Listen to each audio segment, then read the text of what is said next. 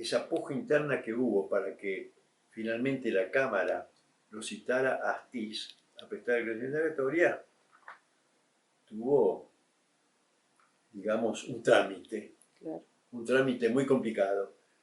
Y yo fui protagonista de eso, no por haber recibido ese comentario de Gilavedra, sino porque a mí me ocurrió algo en la causa que condujo a que lo citen a Astiz. ¿Qué pasó? Te cuento. Esta foto yo les dije a ustedes que me la dio Ricardo Coquet. El año pasado, cuando lo fui a visitar a la isla, me acuerdo, para charlar del tema, lo primero que hizo fue sacar una valija esta foto y me dijo, ¿te acordás, Horacio? Y ahí empezamos a hablar de la foto. Y empezamos a hablar de esta circunstancia. Y empezamos a hablar de algo increíble. Resulta que gracias al testimonio de Coquet, Astiz pudo ser detenido en febrero del 87. ¿Y por qué? Porque en la causa penal, a fines de diciembre del 86, ya dictada la ley de obediencia, de punto final, nosotros revisamos nuestros papeles y yo me encuentro con que había una resolución en la causa de las monjas letal para los intereses que uno defendía. Decía textualmente, y la estoy buscando, decía textualmente que no encontrándose acreditado el tormento infligido, que se dice que padecido por las dos religiosas, no corresponde la citación del teniente Astiz. Cuando yo leo eso, ya había prestado testimonio Graciela D'Aleo, Girondo, un montón de testigos que lo habían visto a Astiz presente, bueno. Y cuando yo leo eso, yo digo, no puede ser, estamos perdidos, porque si el mismo expediente mío propio dice que no están acreditados los tormentos de las religiosas, no hay nada que hacer, porque el secuestro pasaba por otro lado. Y entonces lo voy a ver a Ricardo Gilavedra, justo el 29 de diciembre de 1986, nunca me olvidaré de esa fecha para mí clave, porque le digo, Ricardo, mirá lo que me pasa, me encuentro con esto, ¿cómo puedo superar? Y él me dice, tráeme 2 o 3 testigos nuevos. 2 o 3 testigos nuevos. Entonces yo dije, pero ¿de dónde voy a arrancar, sacar 2 testigos nuevos, 2 o 3 testigos nuevos, 2 testigos nuevos? ¿De dónde? Si ya todos han declarado, y hay muchos que no quieren declarar. Y yo tenía en mente uno que no quería declarar, que yo sabía que era muy importante, que se llamaba Ricardo Coquet. Cuando llego acá al estudio, después de verme con Ricardo Gilavedra, mi secretaria me dice, te llamaron del consulado. Bueno, 21 de diciembre, por supuesto, ahora le llamo al consulado, me dice, doctor, me dice el cónsul, me dice, vino acá esta mañana, vino una persona acá que tiene urgencia en hablar con usted. Se llama Ricardo Coquet. No te puedes imaginar la emoción que yo tuve. Le hemos dado el teléfono y él se va a comunicar con usted. Al rato, a las 2 horas, me llama Ricardo Coquet. A las 3 horas estaba Ricardo Coquet acá. Y entonces Ricardo Coquet fue quien me comenta, que estando en el sótano, el día que llevaron a estas mujeres para sacarse la foto, él, con la Sofentini, con la chica, la pareja de él, se encerró en el baño, hicieron un agujero en la pared de Tergopol, porque eran paredes no de Tergopol, pero era una pared así, de mierda, ¿viste? Sí, tipo Durlo. Y que a través del agujero vieron todo esto. Entonces te imaginás ese testimonio. Me voy corriendo a la cámara, lo voy a ver a Ricardo, no Ricardo Gilavera, lo voy a ver a Julio Estracera, ofrezco el testimonio de Coquet y el 12-13 de febrero, 10 días antes de la fecha, lo citan a prestar declaración testimonial. Yo lo llevo, lo trataron muy mal, tan mal porque una cosa es lo que uno cree, lo que aparece, y otra cosa fue la realidad. Y lo trataron muy mal. A mí no me dejaron estar presente, por empezar, era una declaración testimonial. Y a él, cuando salió las puteadas, porque no querían registrar, anotar al pie de la letra lo que él estaba diciendo. No querían. Entonces, yo las puteadas, lo voy a ver a Estracera, y Estracera me dijo, no te preocupes, o preocupate, que vuelva mañana. Al día siguiente volvemos. Y cuando termina de declarar Ricardo Coquet, sale de nuevo las puteadas, porque si bien anotaron lo que él decía, trataban de buscarle la vuelta para que no quedara el impacto de su testimonio tan bien registrado. No, y gracias a ese testimonio de Coquet, la Cámara consideró que estaban los elementos y las evidencias como para citarlo a Astiz a prestar declaración indagatoria el 26 de febrero, ¿no? En el marco y en el cumplimiento de la ley de punto final que se acababa de dictar un mes antes, ¿no es cierto?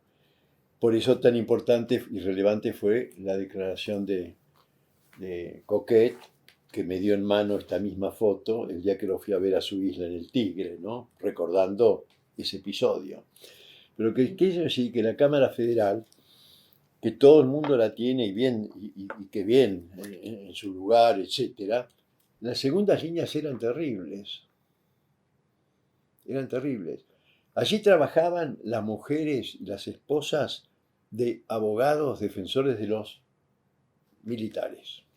Y tenían acceso irrestricto ellos a información que a nosotros nos era muy difícil alcanzar. Por ejemplo, los expedientes, el manejo de los expedientes.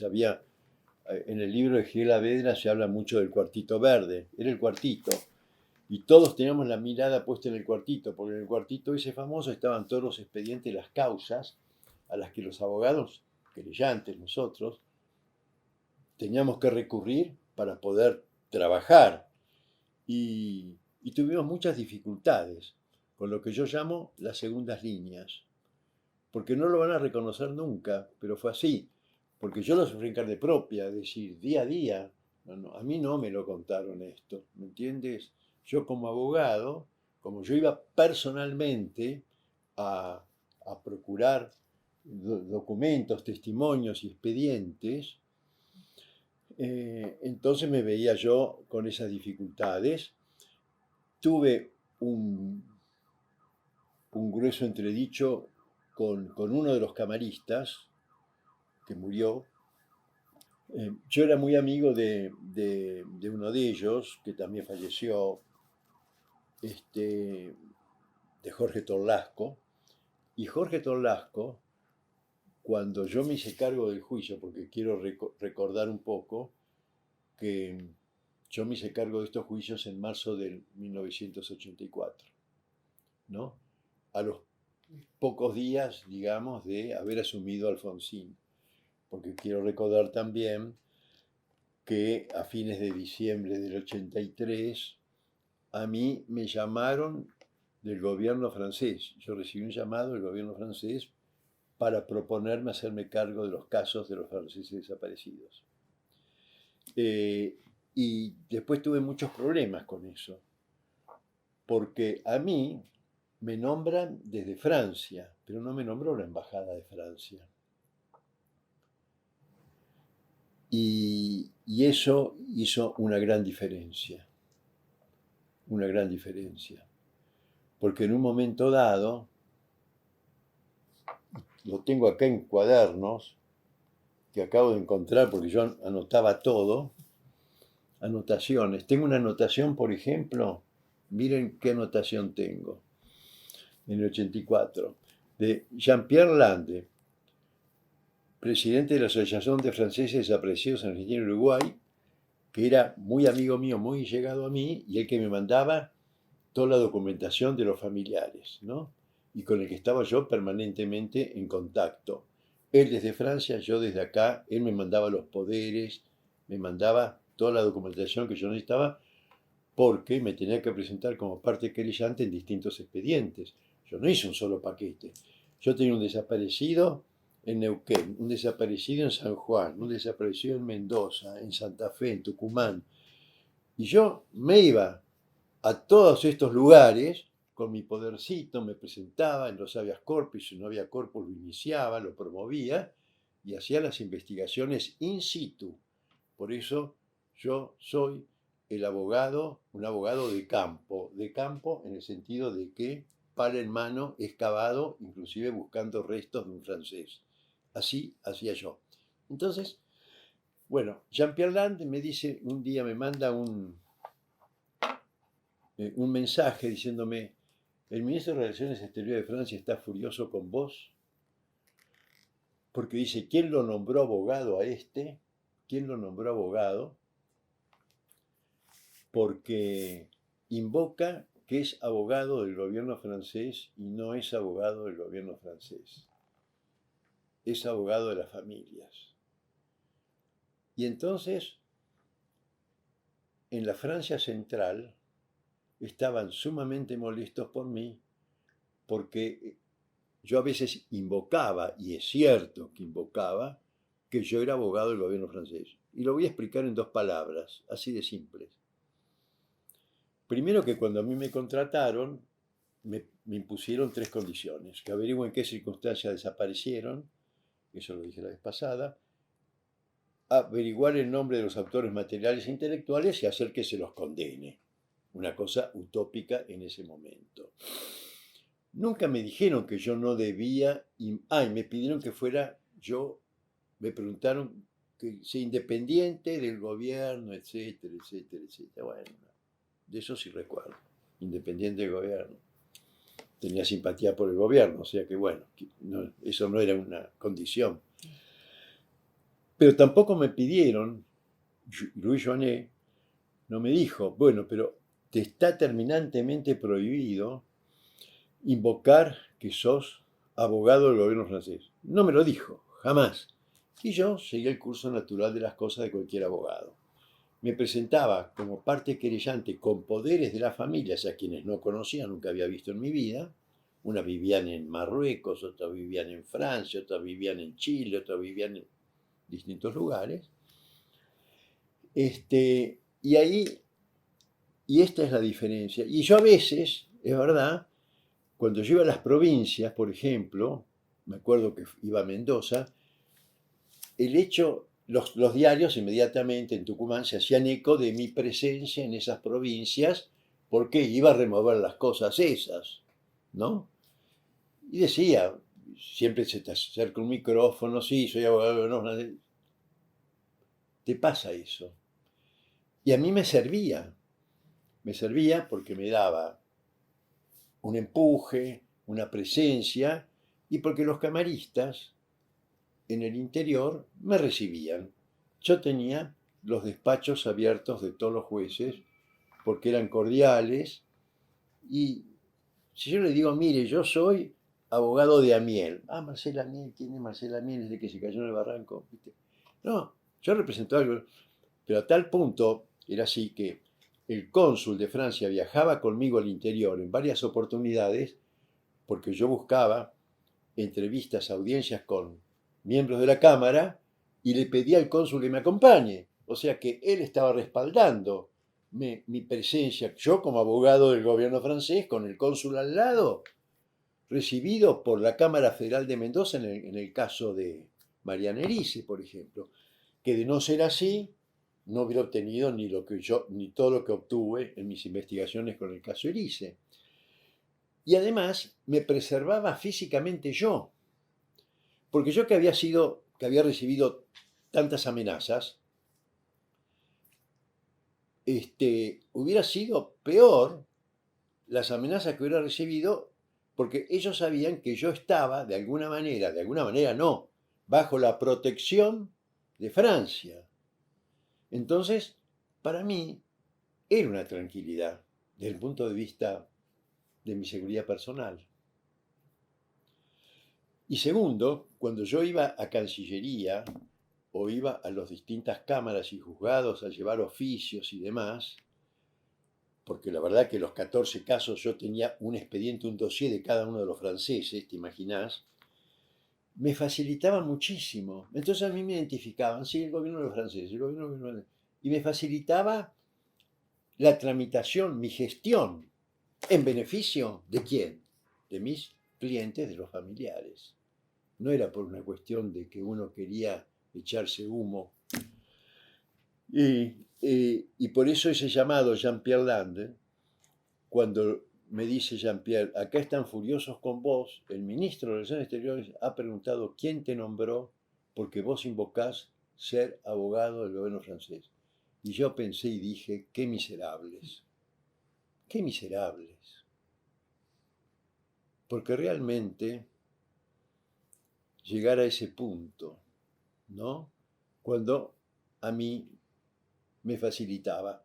Y otro tema era que, así como yo al consulado todos los meses le rendía cuentas de mi gestión, porque todos los meses tenía reunión y yo iba con en los casos que van, en este avanzamos, en este no, y le, y le pasaba toda la información.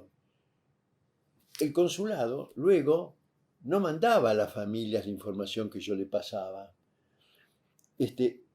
Sant'Angelo me comentó que él estuvo investigando los archivos. El único archivo al que no pudo acceder fue al del consulado. Los consulados tienen un archivo más secreto y más reservado.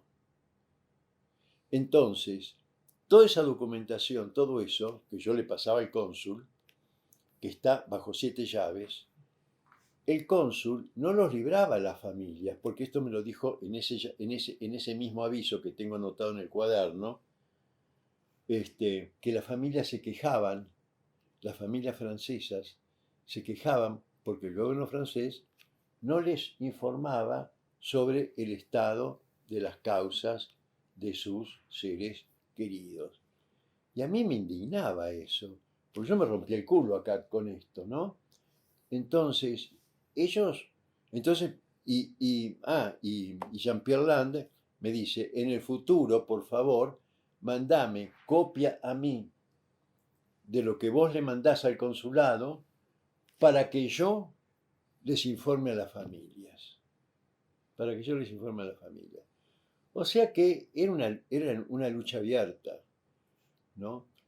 Y por eso varios capítulos de mi libro son consagrados al tema, a mi relación con los franceses, a tal punto que yo era muy amigo, yo operaba, trabajaba con las segundas líneas, con los secretarios, nunca con los embajadores, ¿viste? Los embajadores me daban muy poca bola, salvo un par, pero no me daban bola, no. Pero los que sí me daban bola y me necesitaban tremendamente eran los que estaban con cargos operativos, las terceras líneas serían, ¿no es cierto?, de derechos humanos, a quienes les daba toda la información. Y ellos me agradecían muchísimo porque mandaban todo al Quai d'Orsay.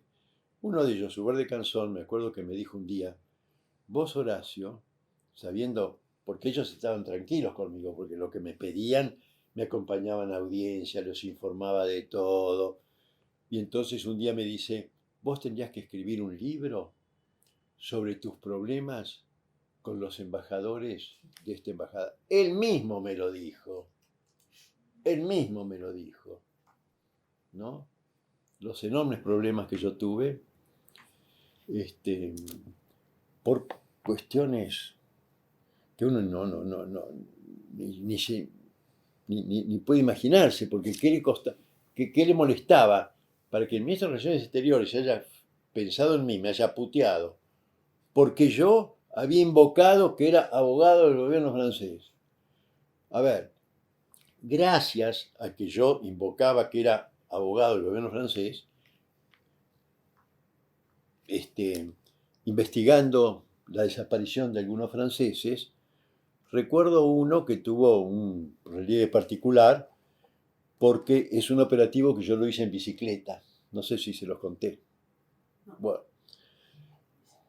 un día de verano, monto en mi bicicleta y le digo a Griselda, acompáñame que vamos a hacer tenemos una operación muy delicada, ¿no? Cargo máquina de fotos, cargo un anotador y ella me sigue en bicicleta. Pasamos por Vicente López, pasamos Martínez Acasuso, llegamos a una esquina en la calle Güemes, al 900, donde yo estaba buscando desesperadamente, desde hacía años, a una arquitecta que había sido íntima amiga de uno de los franceses desaparecidos y que yo consideraba que ella fue quien lo delató a este francés, que fue en el año 75 cuando él desaparece. Él llega acá una noche desde un vuelo de Panam desde Francia, va al Hotel Liberty acá en la calle Corrientes, al Hotel Liberty, y a las 2 horas de llegar lo secuestran. Y la única que sabía era su amiga y novia en esa época, que era esta arquitecta, ¿no? La única que sabía. Y al tipo lo secuestraron.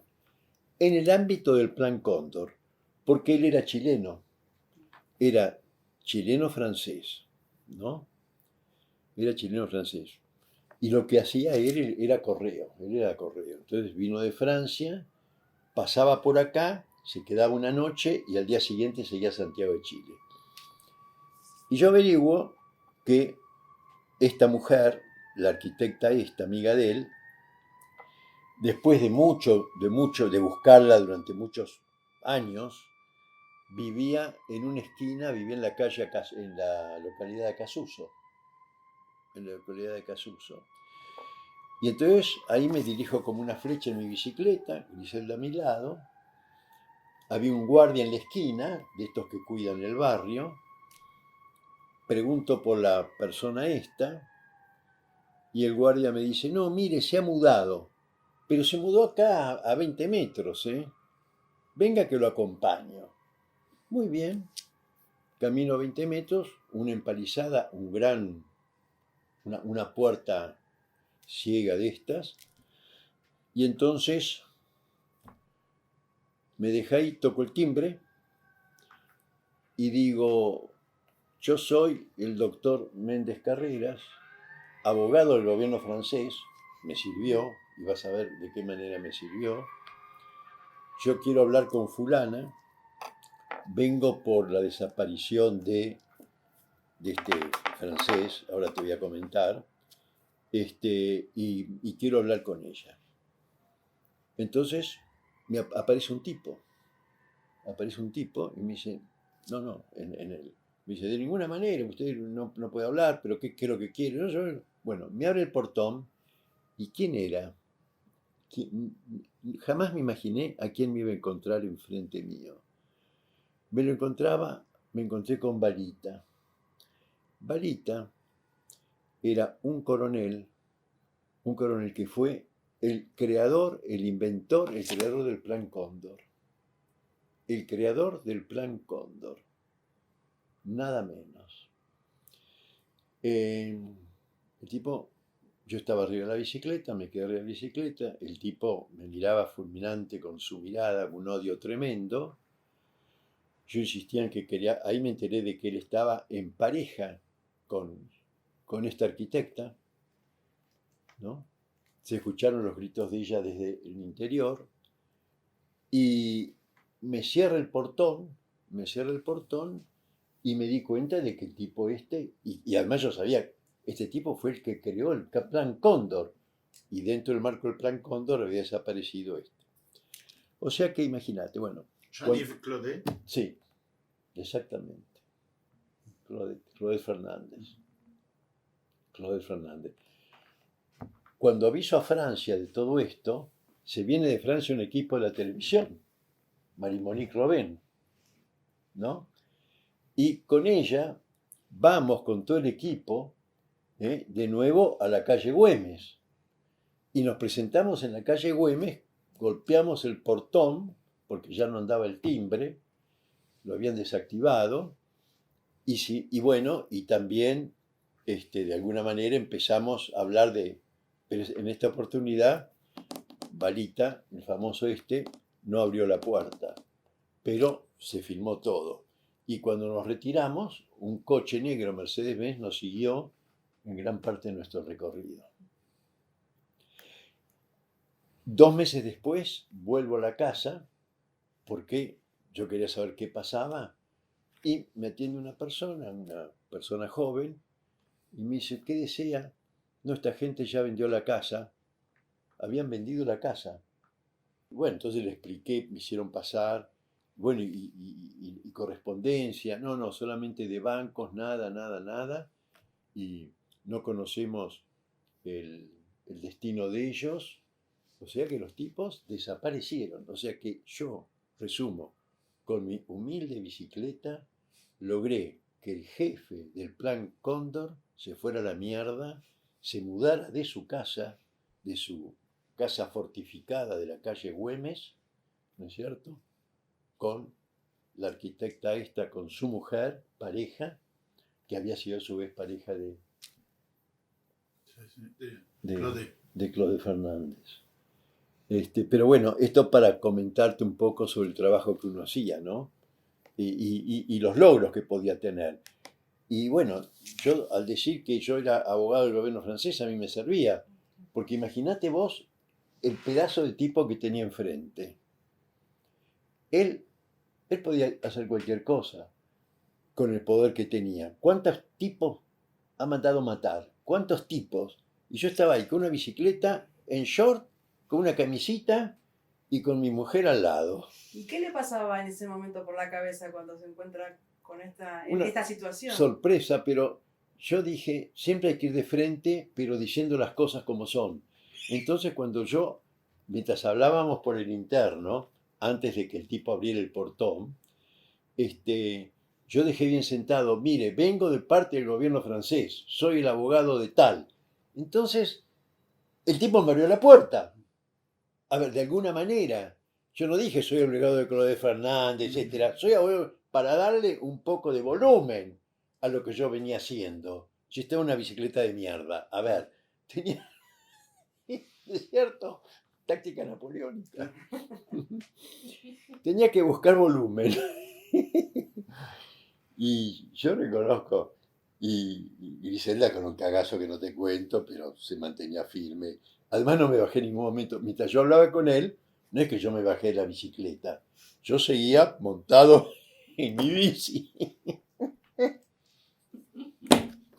Esa fue una de las anécdotas más divertidas, te juro que pasé, porque además al tipo lo obligué, le descubrí la madriguera, porque estaba en su madriguera, y lo obligué a irse a la mierda. El tipo vendió la casa, los pedos, se fue, no quiso saber más nada, ¿viste?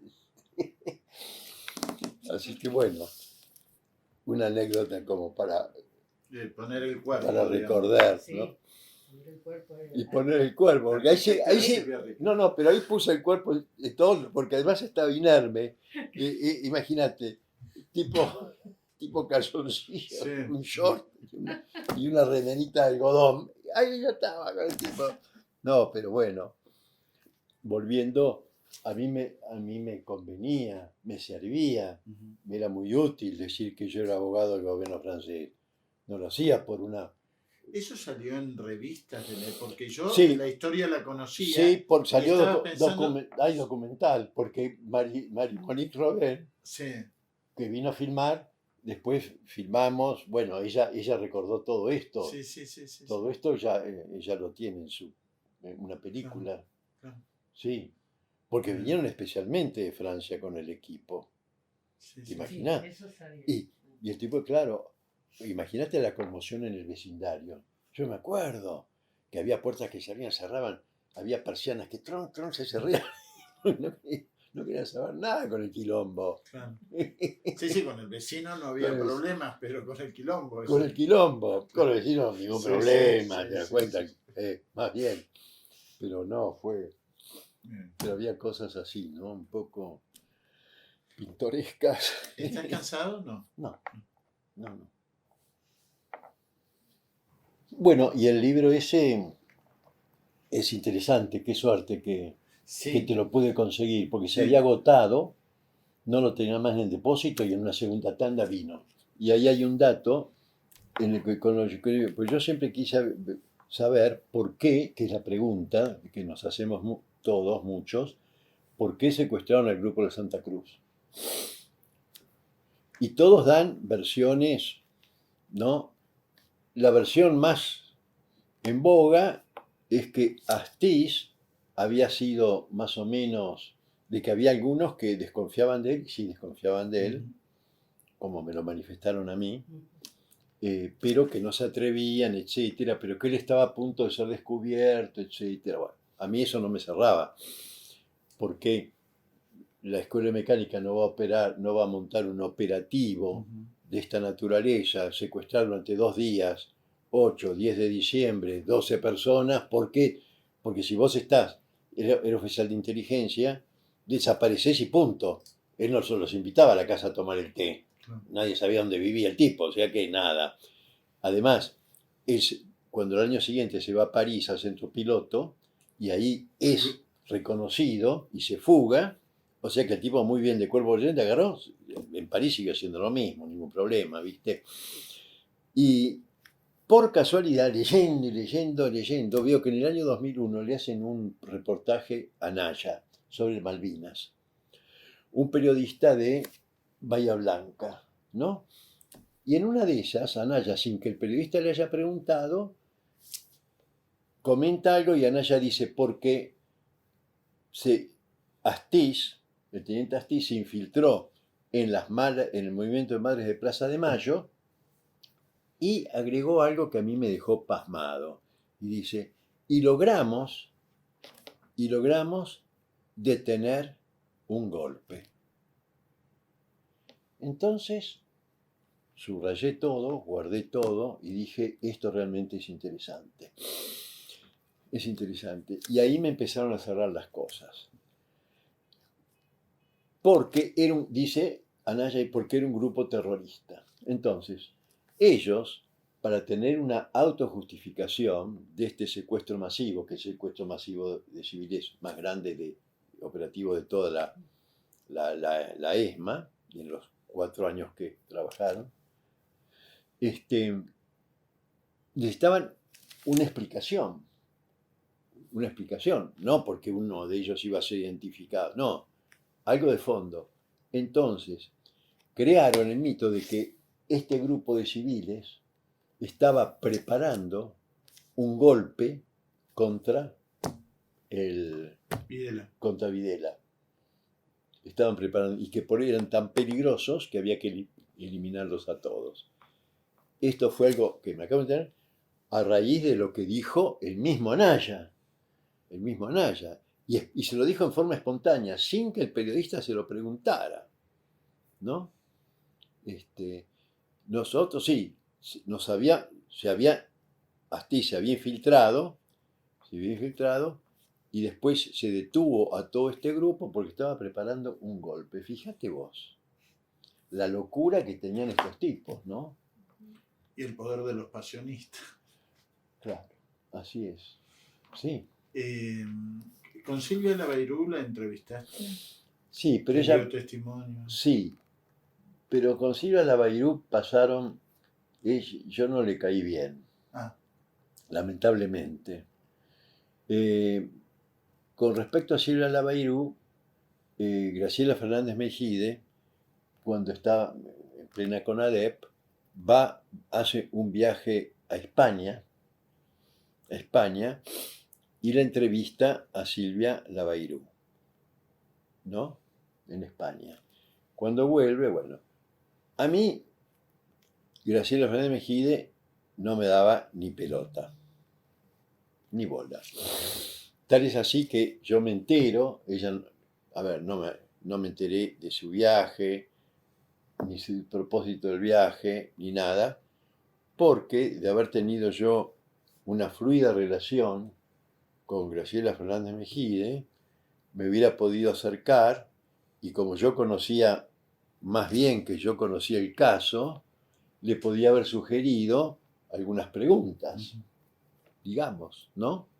Uno como abogado, y mirá, si la vas a ver a Silvina Lavairú, qué interesante, yo colaboro con esto, si te parece. No me dijo nada.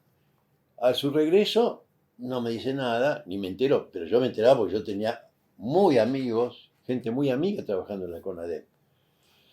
Entonces, y cuando después, porque prestó varios testimonios Silvia Lavairú, tuvimos que cotejar uno por uno para cuando con Luis Zamora, por Zoom, se hizo la audiencia esa, ¿no es cierto?, en la cual declararon varias de las secuestradas que estaban en Europa, entre ellas Silvia Lavairú. Ahí tuvimos que cotejar todos los testimonios que ellas prestaron para armar algo, un interrogatorio. Y este primer interrogatorio que le hizo Graciela Fernández Mejide era muy pobre, muy escueto, no decía nada prácticamente, ¿viste? Y después mucho hablamos de ese testimonio, porque insólitamente el testimonio de Silvina Lavairú es el más importante de todos. Porque ella estuvo presente, ella fue a La Boca, no olvidemos que Remo Bernardo, ¿no?, el pintor que tenía su casita en La Boca, yo estuve en esa casa, cuando ella va con Astiz y con Silvina Lavairú,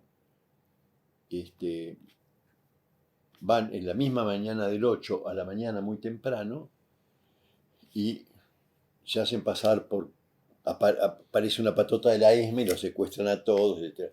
Importantísimo ese testimonio de Silvina Lavairú. Y ella lo pasa muy por arriba, con grandes lapsos de memoria, porque de ahí fueron acá a Belgrano y el Bajo. ¿Cómo se llama? El bar de Paseo Colón y Belgrano. Sí. No me acuerdo. El colonial. No. Sí, ahí es donde secuestran a dos. Sí, exactamente. Y ella fue también. Y ella fue también.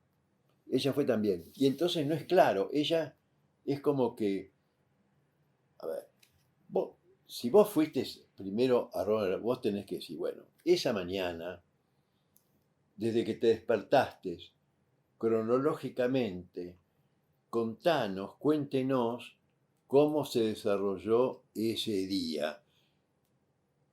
Usted, ¿dónde estaba durmiendo? Segundo, ¿quién la pasa a buscar? Tercero, a ver, sigamos. Bueno, fueron primero a lo de Remo Berardo. Bien, descendieron ahí solos, fueron a la casa. Al rato, ¿cuánto rato? 1 hora, 2, media hora, cayó la patota y los secuestró a todos, porque ella estaba así. Entonces ella tenía que haber, sí, claro, yo estaba ahí y de repente cayó y me secuestraron a mí, entre comillas, con Astiz, entonces, a ver, ¿no? Y cuando terminó esto, nos fuimos ahí al bar de Paseo Colón y Belgrano, donde se reunía fulano y fulano, etc. Pero nada de esto aparece en el testimonio de ella. Todo muy difuso. Está bien que estuvo con González, Menotti, ¿no? No, No. Selva. No, Selva no. Ah. Selva no era el de él. Selva era de Carazo, de Inés Carazo. Era la pareja de Inés Carazo. Selva. Pernías era. Cookie Carazo Cookie Carazo estaba con Pernías, con perdón. Pernías. Sí. Con Pernías. Y ella con Selva. No, porque Selva era Fábrega. Selva era de la prefectura. Ella estaba con González Menotti, González Menotti. con González Menotti, Ujú. ¿no? Que había una gran, entre ella y Astiz, entre Astiz y él parece que bueno, ¿no? Ujú. Sí, sí, ella ahora saben que fue la mujer junto con otras dos que consiguieron que se juzguen como delitos aparte los delitos sexuales Exactamente. hace 2 años. creo. Publicaron un libro muy interesante Sí. de las 5 mujeres. No, No. Esas son Miriam Lewin y Sí. las demás. Ah, No, ella con 2 más, que ahora no me acuerdo los nombres. ah, Y sí, un poco, conocí a la otra. como ahora está hablando, Ah, por eso sí. a lo mejor sería interesante volver a tomar contacto. El libro va a salir en España, en Francia y acá. Qué interesante, ¿no? Sí, sí, sí. Porque realmente el testimonio de ella es Sí. importantísimo. Hay que ver qué dice en el libro. Sí, sí, un testimonio relevante. Inés Carazo estaba con Pernías, Ujú. claro. La otra, que fue tremendo, porque el marido de Inés Carazo, el mismo Pernías, lo mata al marido de Inés Carazo y luego forma pareja, una cosa que parece... Y cría al hijo del muerto. Sí, parece un drama de Shakespeare. Miriam Lewin decía que muchas Sí. veces cuando se reunían las mujeres, la otra que sabían que estaba con él, les decía, porque lo que no entiendo es por qué no lo acepta al nene. Ah, sí. Y ellas la miraban como diciendo, entre otras cosas, le mató al padre. Pero no se lo podían decir, o sea, Pero tenían lo de ese Inés temor. Carazo, mira, yo lo interrogué a Sí. Inés Carazo, también Sí. era muy reticente. Claro. Muy reticente en España, estando en Francia, Ella después se va a Perú y es profesora en Sí. San Marcos. estando Una en, prestigiosa científica. estando en París, en el centro piloto, Inés Carazo la conoce a Elena Hollenberg, que trabajaba en el centro piloto. Y ahí es cuando Elena Hollenberg, y dice, Inés Carazo dice que llevaba a una funcionaria de la embajada a hacer compras. En el curso de ese hacer compras es cuando Elena Hollenberg se entera por Inés Carazo en qué condición estaban estas mujeres y lo que pasaba en la escuela de mecánica y que las 2 monjas francesas habían sido secuestradas y que habían estado en la escuela de mecánica. Lo cual esa era una información explosiva, tremenda para Elena Hollenberg, que la llevó a la tumba. Porque luego tiene discusiones con los marinos, en especial con uno de ellos, a mí me acordás que murió, a ver, ¿me ayudás? Capitán de navío. Rolón, no. No. Ella tuvo muchas peleas que ellos reconocen ellos mismos que ella estaba en una situación muy de tensión con uno de ellos. Bueno, lo cierto es que la convocan a Buenos Aires, a Cancillería, y ella lo va a ver a Montes le cuenta todo, y cuando sale de la Cancillería va a buscar el auto y la secuestra. Y la matan. ¿No? Y la matan. Pero La ella... matan enseguida, no pasa por ningún... No la llevaron a la escuela de mecánica, no pasó por la escuela de mecánica, era una cosa... ¿Ella era la cuñada de la Nuce? No. Sí, Era prima. Prima. era prima de la luz, sí. Sí. Nosotros, desde Buenos Aires Herald, Sí, sí. investigamos muchísimo esto. El caso Hollenberg lo investigamos a fondo. Estaba conmigo acá Martín Villagrán. Escribimos muchos artículos y yo fui a ver a algún miembro de la familia, uno de ellos, que me dijo, prácticamente me cerró la puerta en la nariz. Sí. Yo te contesto. Sí, un hermano.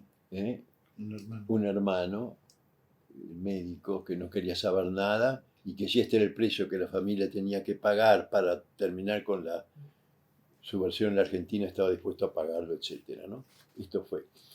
Pero releyendo todo esto, viéndolo Inés Carazo, que tuvo contacto con Elena Hollenberg en el centro piloto, me doy cuenta que la información que ella tenía era esta, ¿no? Lo que pasaba dentro de la Escuela Mecánica de la Armada y en particular con las monjas francesas.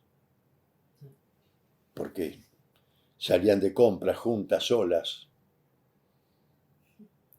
Y entonces eso fue la tumba de ella. Sí. Y después Inés Carazo, en el interrogatorio que le hicimos con Zamora, me acuerdo, le preguntamos, porque cuando Astiz está a punto de ser descubierto en París, porque lo reconocieron, porque una de las chicas, que después declaró como testigo, dijo, yo lo reconocí, estábamos en un cine, en un acto, ¿no? Y entonces alguien dice, mirá, este es, con este otro nombre, Alejandro, en París se presentó con otro nombre, Schelling. no, Astiz, Ah, Astiz, ¿no? Bueno, y le dice, no, este es Gustavo Niños, le dice, si yo lo conozco de la Plaza de Mayo, este era Gustavo Niños. Y entonces ahí es cuando se dan cuenta y planifican una trampa, ¿no? Entonces lo citan al día siguiente a una casa donde pensaban agarrarlo. El tipo se entera, tenía forma, se enteró de que estaba a punto de ser descubierto y entró en pánico. Entonces le pide a Pernías y a Inés Carazo que lo acompañen a la frontera. Entonces se toman un tren, y esto yo se lo pregunto, y ya reconoció que sí, que el tren era rumbo a España. Rumbo a España. Y temiendo de que en la frontera lo paren, porque había que exhibir pasaporte, qué sé yo, en esa época por lo menos, estamos hablando del 78, ¿no? Y de que hubiera una orden de captura, el tipo parece que cruzó por unos pasos de contrabandista, qué sé yo, una cosa así media, ¿no? Pero, y que en el mismo vagón, viajaba Pernías, Inés Carazo y Astiz en el mismo vagón, separados. Estos dos custodiándolo. Interesante sería tener bien el testimonio de Carazo, ¿no es cierto? Contando detalles de ese viaje, en qué circunstancias, Pernías cómo se lo propone, si hablaron en el trayecto, qué temor tenía, si tenía temor o no, cualquier cosa. Es decir, a ver, era un hecho tipo novelesco, Sí. ¿no? La fuga, Astiz fugándose de Francia, ¿no? Pero bueno, todas estas cosas de estas chicas que luego estuvieron en esta situación difícil, que nadie va a juzgar, pero podrían haber contribuido mucho más, me parece, con sus testimonios. en el caso de... yo dudaba cuando vos decías Inés Carazo, porque no me sonaba el nombre, es Mercedes Inés. Perdón. Mercedes, pero está bien, Inés también, pero la conocen Sí. como Mercedes, lo que pasa que es Cookie Carazo para todo Claro, el mundo. Mercedes Carazo. Mercedes Carazo. Pero... Gerón, cuando sí, estuvo acá, sí, François Gerón, sí, en el año 79, no te olvides que él estuvo con Miriam Lewy, con Mercedes Carazo, y que fueron a comer, porque, perdón, recapitulemos, ¿quién es François Gerón? Abogado francés.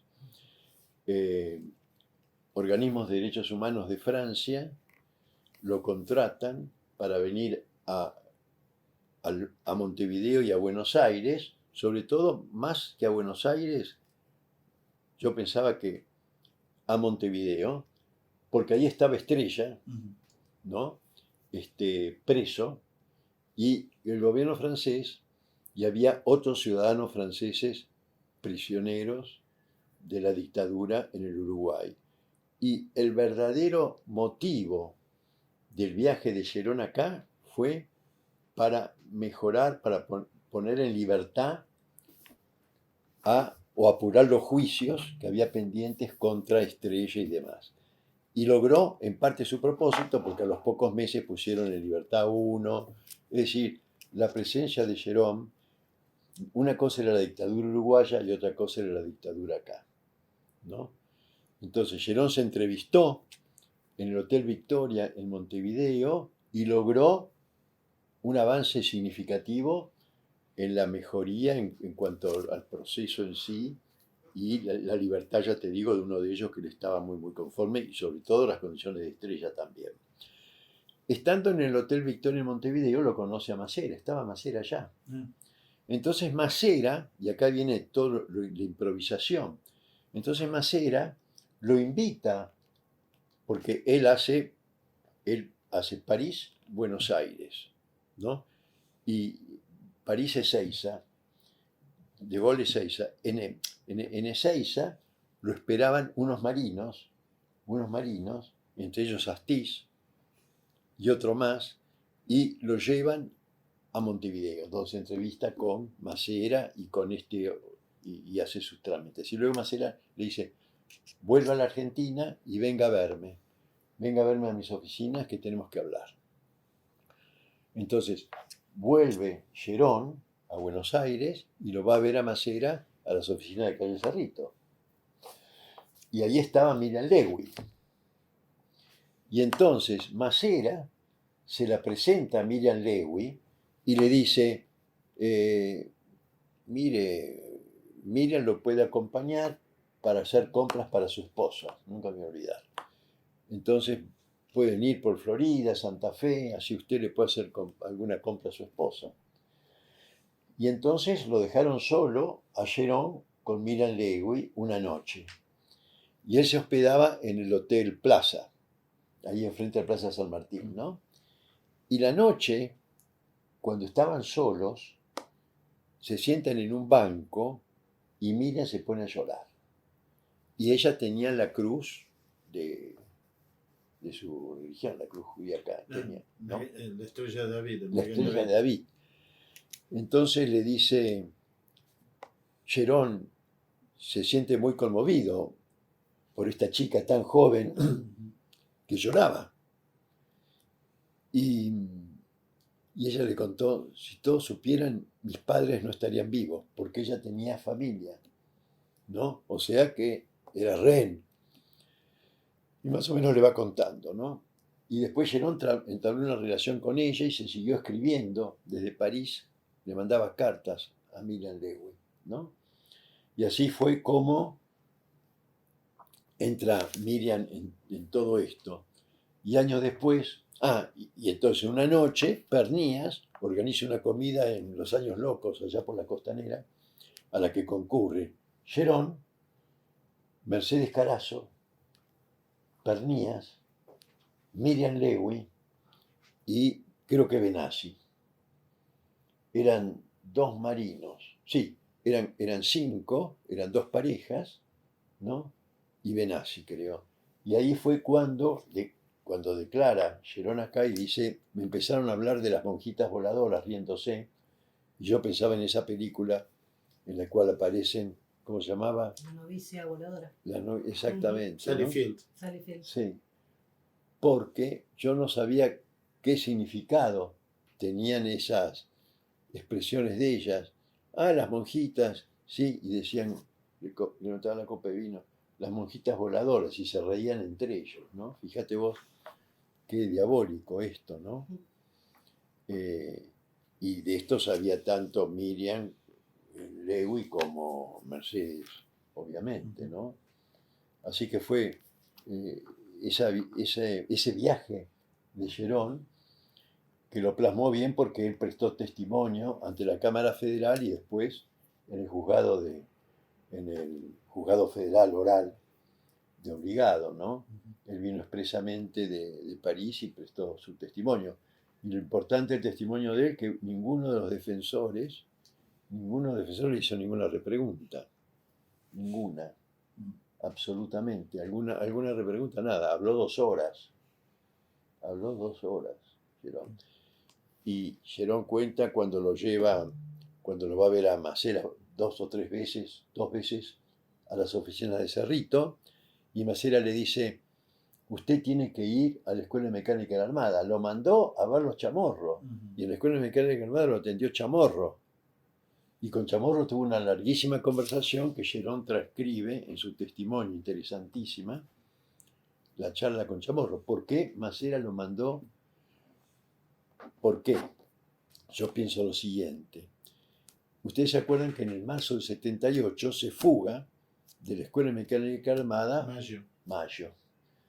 Mayo, cuando se fuga, estuvo unos meses, luego lo capturan, pero mientras estuvo en libertad, mandó cartas a la Embajada de Estados Unidos, a la Embajada de Francia y a varios organismos de derechos humanos. Resultado que tanto en Francia como en Estados Unidos se sabía que ahí se mencionaba en ese testimonio la presencia de las monjas en la escuela de mecánica.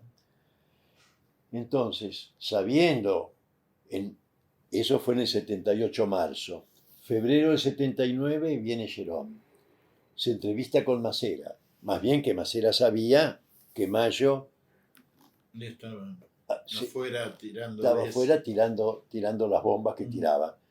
Por eso entonces Masera lo manda a Gerón a la Escuela de Mecánica de la Armada, sin que él supiera por qué, y lo manda a verlo a Chamorro, porque de esa forma desarticulaba, ¿no?, el testimonio de Mayo que Gerón ignoraba. Lo más curioso de esto, y estas son cosas que yo estoy elucubrando ahora para mi libro, es cómo es posible que Francia sepa que iba a venir a Buenos Aires, a Montevideo, sobre todo, un abogado, que parece que el abogado, el otro día le preguntaba yo a Beatriz Rux, el abogado era enviado, Gerón, no específicamente por el gobierno francés, sino por un organismo, que era el que digamos, no por la de ciudadanos franceses desaparecidos en Argentina y Uruguay, pero algo, o sea que ellos financiaron el pasaje de Gerón. Pero de todas maneras, como el gobierno francés no estaba enterado de esta misión, que no sabemos, que no era oficial del gobierno francés, pero que era una misión en beneficio de ciudadanos, ¿cómo no le mostraron el testimonio de Di Maggio, de Horacio de Mayo, que prestó un año antes, mencionando que las monjas, porque hubiera sido muy útil para Gerón, porque él, con ese testimonio, con Masera, al interactuar con Masera, le hubiera servido muchísimo. En cambio, él, cuando fue a la escuela de mecánica y se entrevistó con Chamorro, a mí me lo contaba Gerón, me dijo, yo no tenía ni idea. A mí nadie me dijo, ni habló de este otro testimonio, ni de este tipo que había dicho tal cosa, ¿no? Cosa muy, muy curiosa. Pero el gobierno francés en ese sentido, para mí, desaprovechó, porque esta era una misión, pero no era una misión oficial, porque yo le pregunté a Gerón, ¿y vos cuando volviste? ¿Reportaste oficialmente a alguna autoridad del Quai d'Orsay o política del gobierno francés de tu viaje, de los resultados de tu viaje? Y cuando me dijo que no, yo me quedé muy confundido y durante mucho tiempo, hasta hace muy poco, no lograba dar pie con bola, les digo, hasta que me pongo en contacto con Beatriz Rux y le pregunto, decime Beatriz, porque ella era muy activa, ¿no? Y lo conoce mucho a Jean-Pierre Lande. ¿Vos la conocés a Beatriz Rux? ¿Es la mujer de Guillermo? No, ella es Rux. Tiene 2 hijas, una que vive acá, una que vive allá. Ella viaja, va y viene. Pero me ayudó mucho en todas estas causas y yo lo hablo con ella. Entonces me dijo, no. Me dijo, Gerón no vino en misión oficial. Y por eso cuando yo le pregunto si había reportado, a mí me llamaba la atención que no hubiera contado de esto que relata en el juicio, que era importantísimo, ¿no? Porque fíjate vos, que estuvo con Masera, estuvo con Miriam Lewy, estuvo con Astiz, estuvo con Benassi, estuvo con Pernías. Pernías no le perdía pisada. Él estaba alojado en el Plaza Hotel. Todo el día estaban que lo llevaban, que lo traían, ¿no? O sea que la misión de él era realmente para ser aprovechada. En un momento dado, fíjate vos lo que hace, me cuenta Gerón que Masera tenía un dormitorio en Cerrito. Entonces lo hace pasar a su cuarto. Entonces le muestra unos orificios de bala. ¿Se los conté, no? Unos orificios de bala en la cabecera de la cama de madera. Entonces, piso 10, escuchá, piso 10, ¿no? Esto no lo sabe nadie. Entonces, me lo cuenta Gerón. Entonces Masera le dice, acá está la prueba de que atentaron contra mi vida. Me tirotearon, me quisieron matar. Y le mostraba los orificios de bala. Y Gerón lo creyó. Y cuando él me lo cuenta, lo creía. ¿Cómo será? Entonces, y después eso había salido en los diarios y Masera lo utilizó políticamente porque él estaba con su famoso partido político de la cosa de Acción Social, Democracia Social, y le sirvió también ante sus colegas militares demostrar que él era víctima, etcétera, un atentado, bueno, esas cosas que ellos necesitan para, ¿no? Y luego me pongo a investigar cómo podía haber llegado esa bala ahí. Investigo. Me voy a Cerrito. Miro la casa. Era imposible. Piso 10, 11, piso 10, ¿no? Miro así, ¿qué lo parió? No había, ¿cómo se llaman esos avioncitos de ahora? Drone. No había drones. Como no había drones, estaban todos en Ucrania, ¿viste? Como no había drones, yo dije, no, acá un dron no vino. Pero había algo muy interesante que yo descubrí. Masera, entre su mano derecha, era un tipo que declaró en el juicio de las juntas que dijo, el tipo era campeón olímpico de tiro. Campeón olímpico de tiro. ¿Cómo se llamaba? A ver, me ayuda. Que después se casó con una de las muchachas, esta de las secuestradas, ¿sí? ¿Cómo se ay, cómo tengo mi memoria, che. Ese. Sí. Ese. Bueno, ya nos vamos a acordar. Raro. Ese. Radici. Radici, sí señor, Radici. Y cuando declara... Con Ana Davidman, sí. Con Anita Davidman. Exacto. Entonces cuando él declara dice que era tirador, apostado, contratirador, viste, tipo toda la película, ¿no? Pero era tirador. Entonces, ¿qué hizo? Dijo, yo arreglo este estofado. Enfrente, a 100 metros, enfrente, ahí está, enfrente la avenida 9 de Julio. Enfrente había una casa en construcción. El tipo se sube al último piso, mira telescópica, a ver muchachos, por favor córranse que voy a disparar, tuk, tuk, tuk. A ver, che, saca la cabeza, no te pongas cerca que ahí va, tuk, ton, ton. Y desde 100 metros disparó al dormitorio de Masera. Entonces quedó bomba todo, ¿viste? Armado. Creo que es el único matrimonio que sigue. ¿Ah, sí? Sí, tuvo un feliz matrimonio por lo menos. Mirá las cosas que sabes. Sí. Yo leo mucho la Radiolandia de la E, ¿no? Por eso. Pero bueno, estos son los recuerdos más vividos que tengo de haber vivido, digamos, estos momentos relacionados con los casos de los franceses desaparecidos y en particular la actitud del gobierno francés muy bivalente,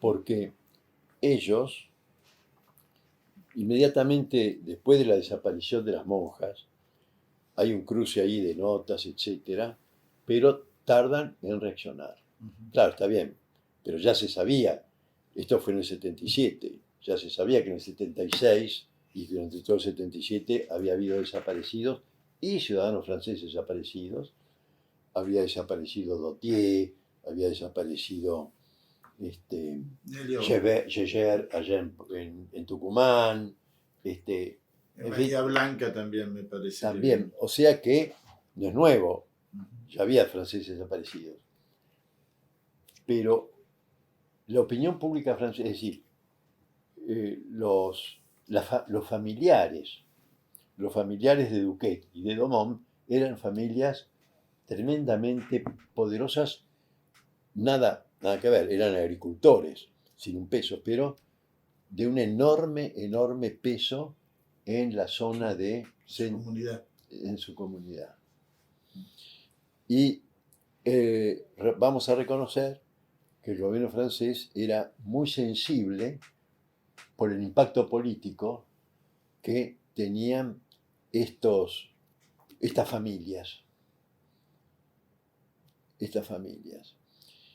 Y cuando ya está a fines de la dictadura, cuando está por asumir Alfonsín, el padre de Alice Domont y el tío de Leonie Duquet mandan perentorias cartas exigiendo al gobierno francés noticias.